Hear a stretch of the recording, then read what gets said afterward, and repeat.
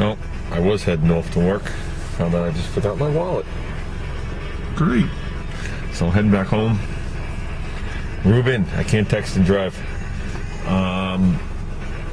You could definitely, I don't know what you mean by the term piggyback in that sensor, but you could definitely tee it off if you want when I get back. Well, it doesn't matter if you want or don't want, I'm heading back. I'll show you a quick video of one with a mechanical gauge and one with an idiot light all hooked to one. But I think what they're talking about is you can't run the two sensors probably with one gauge. Okay, because if you run the ground into one side of the sender, for argument's sake, or if you try and hook them both together, you're definitely going to have an off reading. We do have vehicles that I work on that have two fuel senders on a single tank, okay, with a transfer pump, and they do run the gauge through both of them, and it kind of like averages it out, if you want to word it like that. It's calibrated for the resistance of one and the resistance for other. If you take one out of the system and cross it over, the gauge obviously won't be accurate. I don't know if that's what they're talking about. You know, without seeing it, I don't know what they mean. But it doesn't matter if you have a thing coming out with 42 openings on it. As long as they're all capped off, it doesn't matter. They're all going to get equal pressure. You're not flowing a liquid. You're putting pressure against the diaphragm in a way. Okay? So it's not like you just turned on 42 faucets in your house and the pressure's going to drop. All you're doing is tapping in and putting another port in for it to put pressure against the diaphragm.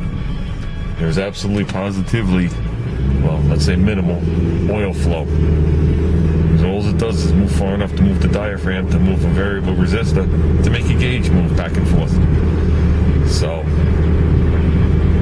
or, okay, that's an electronic gauge, or an idiot light, okay, which is a normally closed switch.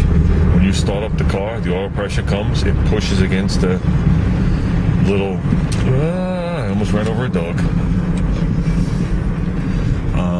It pushes against the little diaphragm, flapper, however they do it in there, and it opens up a circuit so you no longer have a ground, so your light goes out. Okay, on your mechanical one, obviously you're just going to tap in, the oil's going to go into the line, and all the oil's going to do is go back and forth, just a hair to make the gauge move. That's it. I could put 50 gauges on your car, it's not going to matter. Okay, I could put 50 electronic gauges on your car, it's not going to matter. I just can't wire them together.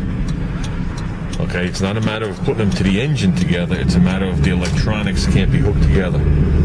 Because if I put 4 sensors in, and I run them in series, okay, I'm going to have 4 times the amount of resistance as it goes through. Okay? I don't know if that's what they mean. Like I said, without seeing it, sometimes I'm not really sure the question. So, well, I'm back. I'm going to show you the 401 I have parked right next to the 360. I saw the sensor today because I dropped my box of wood matches. All 200 of them all over the floor I had to pick up. So I saw it there. So let me videotape it and I'll run and get my wallet. Okay, Reuben.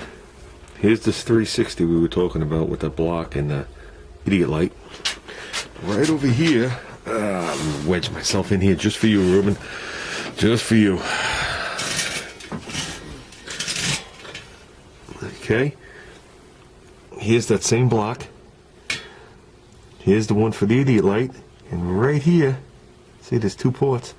Right here is the one for the electronic gauge. I don't know if you guys are going to be able to see it, but it's right here. It's the one that looks like a bell. So, and that's factory. So, comes out of the engine here, and here's where the pressure goes in. So it comes out of the engine here. I don't even know if this one, oh, this one does have a second opening on it. Okay. Idiot light. Electronic gauge. Okay, no problem, just tee it in. So you can't wire it from one gauge to another. I think that's what they're talking about, Reuben. You know, a lot of vehicles come with electronic gauge in there. And but then again, the one you're installing is an electronic, so I don't really know what they're talking about. That doesn't pass the giggle test, Reuben. Remember we talked about the giggle test? So just do it like I said, Reuben, and then we'll move on to the temperature gauge.